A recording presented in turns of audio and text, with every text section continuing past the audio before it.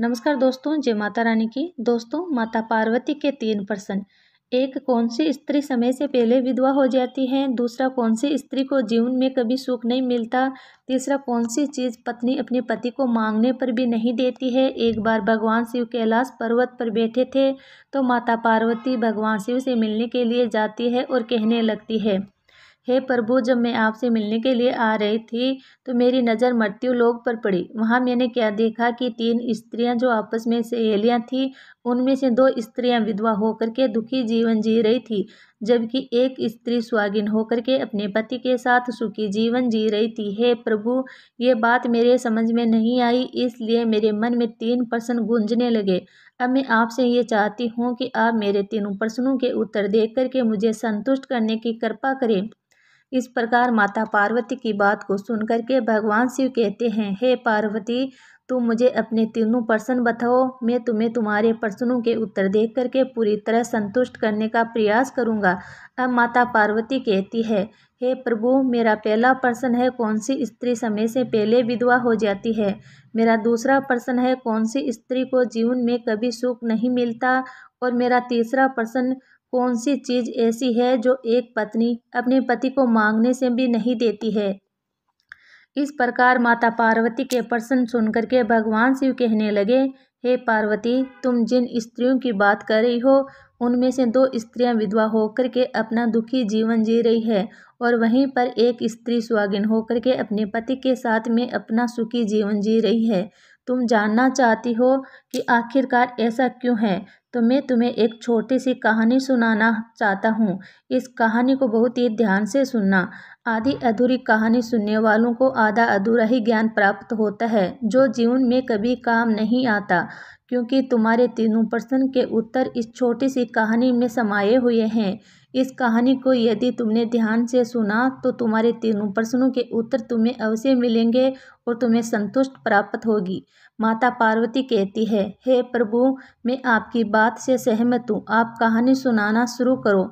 मैं कहानी को पूरे मन से सुनूंगी और जब तक आप कहानी कहोगे तब तक मेरा मन किसी दूसरे स्थान पर नहीं जाएगा। भगवान शिव कहते हैं, हे पार्वती, सबसे पहले मैं तुम्हें उस स्त्री की कहानी सुनाता हूँ जो सुहागन बन करके सुखी जीवन जी रही है।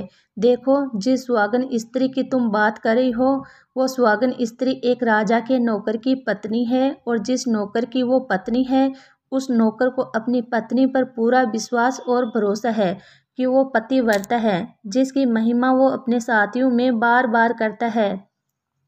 अब देखो, एक दिन की बात है, उस राजा के नौकर ने अपनी पत्नी की प्रशंसा इतनी की कि बात धीरे धीरे फैलते हुए राज दरबार तक पहुंच गई।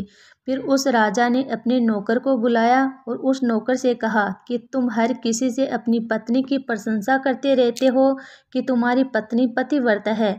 क्या वास्तव में तुम्हारी पत्नी पतिव्रता है?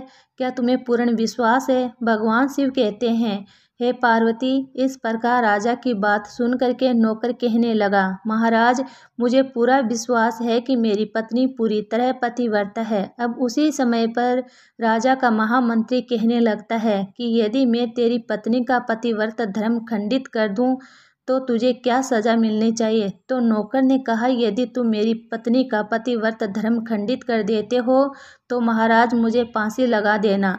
अब वो राजा का नौकर भी मंत्री से कहता है, महाराज, ये मेरी पत्नी का पतिव्रत धर्म खंडित नहीं कर पाया तो इनको राजा से क्या सज़ा मिलनी चाहिए।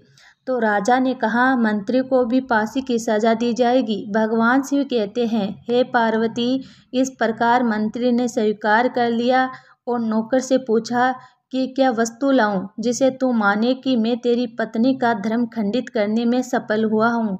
तो नौकर ने कहा, मंत्री, यदि तू मेरे घर से जाकर के मेरे विवाह के समय पर मुझे एक पटका मिला था और एक कटार मिली थी जो दूल्हे को देते हैं, वो मेरी पत्नी ने बहुत ही संभाल के रखी है, जो सुहाग की निशानी मानी जाती है। यदि पटका और कटार लाकर तुम मुझे दिखा देते हो तो मैं मान जाऊंगा कि मेरी पत्नी का धर्म तूने पूरी तरह से नष्ट कर दिया है। अब भगवान शिव कहते हैं कि हे पार्वती, शर्त स्वीकार हो जाने के बाद में वो मंत्री शहर में जाता है और एक दूती से जाकर मिलते हैं। वो दूती एक दूसरे से भिड़ाने का काम करती थी और जो काम कोई नहीं करता था उस काम को करने में वह सक्षम थी। फिर इस प्रकार उस मंत्री ने उस दूती को अपने स्वार्थ के लिए बुलाया और दूती से कहा, देखो, इस नाम का एक व्यक्ति है, उसे मेरी शर्त लगी है। और फिर उसने उस शर्त के बारे में उस दूती को सारा कुछ बता दिया। फिर वो उस दूती से कहने लगा कि तू कैसे भी करके उस स्त्री से मेरा संपर्क करवा दे। तुझे जितना धन चाहिए मैं उतना धन दूंगा। भगवान शिव कहते हैं, हे पार्वती, इस प्रकार मंत्री की बात सुन करके दूती कहने लगी, भाई तू उस औरत के बारे में बात मत कर। वह औरत पूरी तरह से पतिव्रता है। वो तेरी ओर देखेगी भी नहीं, तेरी शक्ल भी नहीं देखेगी और उसके परिवार वाले भी खूंखार है, तेरी खाल उतार लेंगे। तो मंत्री कहने लगा, ठीक है, यदि तू मेरा उससे संपर्क नहीं करवा सकती तो एक काम कर दे, उसके घर जा कर के पटका और कटार चुरा कर ला दे और उसकी पत्नी के गुप्तांग के पास में यदि कोई चिन्ह हो तो वो चिन्ह भी मुझे देख करके बता दे, फिर मैं तुझे मुँह मांगा इनाम दूंगा। भगवान शिव कहते हैं, हे पार्वती, ये बात दूती के समझ में आ गई। उसने कहा, ठीक है, मैं तुम्हारा काम अवश्य करूंगी। नौकर शहर में रहता था। दूती नौकर के घर जाती थी और उसकी पत्नी से जाकर के बोलती, हे बेटी, मैं तेरे पति की बुआ हूँ, मैं कई वर्षों के बाद आई हूँ। तो उस स्त्री ने कहा, आओ बुआ जी, मैंने आपको पहले कभी देखा नहीं, इसलिए पहचाना नहीं। और इस प्रकार उस दूती को उस नौकर की पतिव्रता स्त्री ने बहुत बड़ा सम्मान दिया, मगर उसे क्या मालूम था कि ये उसके साथ में छल करने आई है। अब भगवान शिव कहते हैं, हे पार्वती, इस प्रकार वो दूती उस पतिव्रता स्त्री के साथ में 2 दिन तक रुकी। जिस समय वो स्त्री स्नान करने लगी तो दूती उठ करके उस पतिव्रता स्त्री की कमर मलने लगी। उस पतिव्रता स्त्री ने बहुत मना किया, फिर भी वो दूती नहीं मानी और कहने लगी, मुझे तो बेटी से भी प्यारी लगती हो, तुम मना मत करो। काफ़ी दिनों के बाद मेरी तुम्हारी मुलाकात पहली बार हुई है। अब ऐसा कह करके वो दूती मुंह पर हाथ फेरने लगी। फिर आंखों को धोने के बहाने से उस दूती ने उस पतिव्रता स्त्री की आंखों में पानी मार दिया और उस स्त्री के आंखें बंद हो गई। इस प्रकार गुप्तांग के पास जांघ पर उस स्त्री के एक तिल था जो उस दूती ने देख लिया। बस उसका काम बन गया। उधर स्नान करने के बाद जब वो पतिव्रता स्त्री रसोई में खाना बनाने गई तो दूती को मौका मिल गया और उसने पटका और कटार उस नौकर के घर से चुरा लिया और वहां से चुपके से भाग गई। और जाकर के दूती ने वह पटका और कटार मंत्री को दे दिया और उस पतिव्रता स्त्री के जांघ पर तिल के निशान भी बता दिए। भगवान शिव कहते हैं, पार्वती, फिर वो मंत्री पटका और कटार लेकर के सीधा राजा के दरबार में पहुंचा और राजा से जाकर कहा, महाराज, मैंने नौकर की पत्नी के पास में 2 दिन बिताए और ये पटका और कटार उसी के हाथों से लेकर आया हूँ। फिर तो राजा ने दरबार लगाया और नौकर को बुलाया था। महामंत्री से सभा में पटका और कटार नौकर को दिखाने के लिए कहा। फिर राजा की आज्ञा पाकर मंत्री ने उस नौकर को पटका और कटार दिखाई और उसकी पत्नी की जांघ पर तिल भी बताया। तो नौकर मान गया कि वास्तव में आज मेरी पत्नी ने अपना पतिव्रता धर्म पूरी तरह से भंग कर दिया। भगवान शिव कहते हैं, हे पार्वती, फिर तो राजा ने फांसी का दिन 15वें दिन के बाद रख दिया और कहा, नौकर को 15 दिन के बाद फांसी पर चढ़ाया जाएगा। और इस प्रकार नौकर से उसकी अंतिम इच्छा पूछी तो नौकर ने कहा, मैं अपनी पत्नी से अंतिम बार मिलना चाहता हूँ। भगवान शिव कहते हैं, हे पार्वती, इस प्रकार राजा ने उस नौकर को आज्ञा दी कि ठीक है, तुम अपनी पत्नी से मिल सकते हो। फिर नौकर अपने घर आया और अपनी पत्नी से कहा कि तुमने मेरे साथ में बहुत बड़ा धोखा किया है। ऐसी शर्त लगाई थी राजा के दरबार में, राजा के सामने मैंने कहा था कि मेरी पत्नी का पतिव्रता धर्म कोई नष्ट कर दे तो मुझे फांसी लगा देना। अब मुझे 15 दिन के बाद फांसी लगा दी जाएगी। मेरे साथ विश्वासघात करके तुमने ठीक नहीं किया। भगवान शिव कहते हैं, हे पार्वती, उस पतिव्रता स्त्री ने अपने नौकर पति को सारी बात बताई, मगर उसे विश्वास नहीं हुआ और पुण्य वह राजा के दरबार में पहुंच गया। फिर उसे कैद में डलवा दिया गया।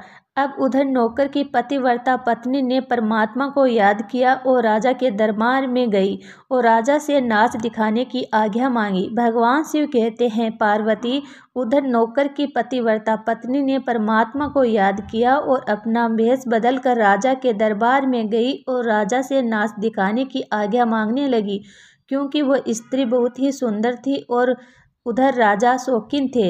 इसलिए राजा ने आज्ञा दे दी कि सभी मंत्री संतरी आदि उपस्थित होकर के इस सुंदरी का नाच करवाने की पूरी व्यवस्था करें। भगवान शिव कहते हैं, पार्वती, फिर तो सब मंत्री, महामंत्री, राजा आदि दरबार में उपस्थित हो गए। फिर उस नौकर की पत्नी ने जब नाचना शुरू किया तो राजा को उस स्त्री का नाच बहुत ही सुंदर लगा। फिर राजा ने कहा, तुम मुझसे क्या मांगना चाहती हो? तुम जो भी मांगोगे मैं तुम्हें वही दूंगा। भगवान शिव कहते हैं, हे पार्वती, फिर उस नौकर की पतिव्रता स्त्री ने कहा, महाराज, आपकी सभा में मेरा चोर है जिसने मेरे रुपए लिए थे मगर आज तक वापस नहीं दिए, उसे फांसी की सजा दे दीजिए। अब राजा ने कहा, ठीक है, बताओ मेरे दरबार में तुम्हारा चोर कौन है, उसका नाम क्या है, उसको फांसी की सजा अवश्य दूंगा। भगवान शिव कहते हैं, हे पार्वती, फिर उस नौकर की पतिव्रता स्त्री ने कहा, महाराज, आपका मंत्री मेरा चोर है, आप इसको फांसी की सजा दे दीजिए। अब उधर जैसे ही मंत्री ने सुना कि ये सुंदरी मुझे अपना चोर बता रही है तो मंत्री कहने लगा कि महाराज, मैं कसम खाकर कहता हूँ कि मैंने इसका कभी कुछ नहीं चुराया, मैंने इसको कभी आज तक देखा ही नहीं, तो मैं इसकी चोरी कैसे कर सकता हूँ? मैंने आज तक इसकी शक्ल ही नहीं देखी है। अब भगवान शिव कहते हैं, हे पार्वती, जैसे ही मंत्री ने कहा कि मैंने इस सुंदरी की शक्ल आज तक नहीं देखी तो वो सुंदरी कहने लगी, महाराज, यदि ये मंत्री मुझे जानता नहीं है तो आप इसे ये पूछिए कि ये पटका और कटार कहाँ से लाया था। मैं उस नौकर की पत्नी हूँ जो आपके यहाँ नौकरी करता है और आप मेरे निर्दोष पति को फांसी पर चढ़ाने वाले हैं। अब मैं आपको पूरी कहानी सुनाती हूँ। ये जो आपका मंत्री है, इसने मेरे पास में अपनी एक दूती को भेज करके मेरी जान के तिल का पता लगाया और उसने ही ये पटका और कटार चुरा करके इसको ला करके दी। और आपके मंत्री के द्वारा भेजी गई दूती जब मेरे घर पर आई थी तो उसने मुझसे कहा था कि वह मेरे पति की बुआ है। वो पहली बार आई थी इसलिए मैं उसको पहचान न सकी और महाराज, इस प्रकार मैंने उस स्त्री को अपने यहाँ पर बहुत बड़ा सम्मान दिया और अपने यहाँ पर ठहरने की व्यवस्था की। भगवान शिव कहते हैं, हे पार्वती, इस प्रकार उस नौकर की पतिव्रता स्त्री की बात को सुनकर के राजा ने दूती को बुलाया। फिर उस दूती ने राजा को सारी सच्चाई बताई। फिर राजा ने उस नौकर को छोड़ दिया और मंत्री को फांसी पर चढ़ा दिया। भगवान शिव कहते हैं, हे पार्वती, इस प्रकार उस नौकर की पतिव्रता स्त्री ने अंत में राजा से कहा, महाराज, मैं एक चरित्रवान स्त्री हूँ, कभी भी अपने पति का नाम तक अपने मुंह से नहीं लेती हूँ। अब भगवान शिव कहते हैं, पार्वती, मेरी कहानी पूरी हुई। अब तुम अपने तीनों प्रश्नों के उत्तर सुनो। तुम्हारा पहला प्रश्न था, कौन सी स्त्री समय से पहले विधवा हो जाती है? तो जो स्त्री अपने पति का नाम लेती है वो समय से पहले ही विधवा हो जाती है, क्योंकि पति का नाम लेने से पति की उम्र कम हो जाती है और समय से पहले ही उनके पति की मृत्यु हो जाती है।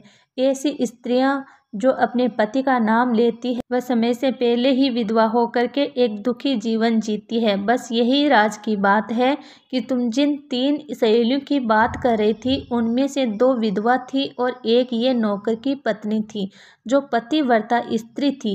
ये पतिव्रता कभी भी अपने पति का नाम कभी अपने मुंह से नहीं लेती थी।